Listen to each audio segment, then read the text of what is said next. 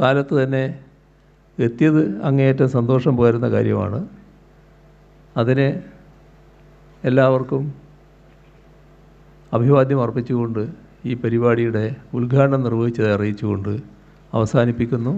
നിങ്ങൾക്കെൻ്റെ സ്നേഹാഭിവാദം. Thank you sir. വളരെ നല്ലൊരു ഉദ്ഘാടന പ്രസംഗം കാഴ്ചവെച്ചതിന്. അല്ല, ഇതിൽ കമൻറ്റ് വേണ്ട കേട്ടോ. നിങ്ങളാളെ വിളിച്ചാൽ മതി.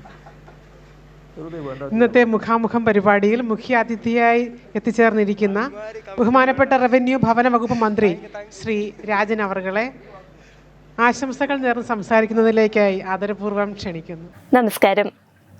ആരെങ്കിലും ഒരാളോട് നിങ്ങൾ ചെയ്ത കാര്യം നല്ലതെന്ന് പറഞ്ഞാൽ എന്തായിരിക്കും നിങ്ങളുടെ മറുപടി? സാധാരണയായി എല്ലാവരും താങ്ക് യു പറയും. എന്നാൽ ഇരട്ടച്ചങ്ങളുള്ള മുഖ്യനോട് അങ്ങനെയുള്ള സോപ്പിടലൊന്നും വേണ്ട കേട്ടോ. കളി കാര്യമാകും. സംഭവം എന്താണെന്നാണോ നിങ്ങൾ ചിന്തിക്കുന്നത്? ഞാൻ പറയുന്നില്ല, നിങ്ങൾ തന്നെ ഒന്ന് കണ്ടു നോക്കൂ. കാലത്ത് തന്നെ എത്തിയത് അങ്ങേയറ്റം സന്തോഷം പകരുന്ന കാര്യമാണ്.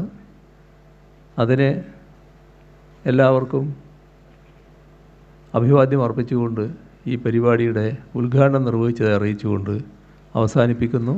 നിങ്ങൾക്കെൻ്റെ സ്നേഹാഭിവാദം. Thank you sir. വളരെ നല്ലൊരു ഉദ്ഘാടന പ്രസംഗം കാഴ്ചവെച്ചതിന്. അല്ല, ഇതിൽ കമൻറ്റ് വേണ്ട കേട്ടോ. നിങ്ങളാളെ വിളിച്ചാൽ മതി.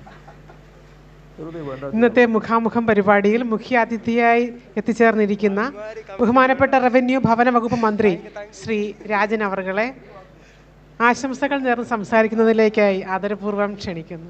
നവകേരള സദസ്സിലെ തുടർച്ചയായി ന്യൂനപക്ഷ വിഭാഗങ്ങളുമായുള്ള മുഖാമുഖം പരിപാടിയിലാണ് സംഭവം. ഇത്രയും നാള് മൈക്കിന്റെയോടൊക്കെ മാത്രം മെക്കിട്ട് കയറിയ മുഖ്യൻ ഇപ്പോൾ ശോഭം തീർത്തത് പരിപാടിയുടെ അവതാരികയ്ക്കിട്ടാണ്. കാരണം മറ്റൊന്നുമല്ല, മുഖ്യമന്ത്രി പിണറായി വിജയന്റെ പ്രസംഗം കഴിഞ്ഞപ്പോൾ പരിപാടിയുടെ അവതാരിക വളരെ നല്ല പ്രസംഗം കാഴ്ചവെച്ച മുഖ്യമന്ത്രിക്ക് നന്ദിയെന്ന് ഒന്ന് പറഞ്ഞു. എന്നാൽ കമ്മികളുടെ കാരണഭൂതനായി ഇരട്ടച്ചങ്കന് അതത്ര പിടിച്ചില്ല. അമ്മാതിരി കമന്റ് ഒന്നും വേണ്ട, നിങ്ങൾ അടുത്തയാളെ വിളിക്കാനുണ്ടെങ്കിൽ വിളിക്കൂ എന്നായിരുന്നു മുഖ്യമന്ത്രിയുടെ ഉടനടിയുള്ള പ്രതികരണം.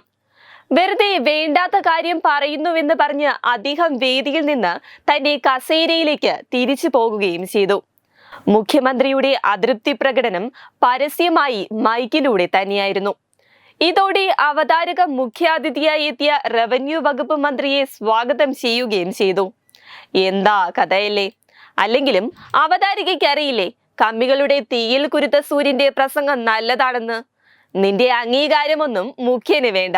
അങ്ങനെ പോകുകയാണ് സോഷ്യൽ മീഡിയയിലെ പരിഹാസം. അതേസമയം മുഖാമുഖം പരിപാടിയിൽ തുടർച്ചയായി ഇത്തരത്തിൽ നിരവധി സംഭവങ്ങളാണ് മുഖ്യമന്ത്രിയുടെ ഭാഗത്ത് നിന്ന് മാത്രം ഉണ്ടാകുന്നത്. ഇതിനു മുൻപ് ഷിബു ചക്രവർത്തി വിമർശിച്ചതിനും മുഖാമുഖം പരിപാടിക്കിടെ മുഖ്യമന്ത്രി പ്രകോപിതനായിരുന്നു. വെബ് ഡെസ്ക് തത്തുമൈ ന്യൂസ്.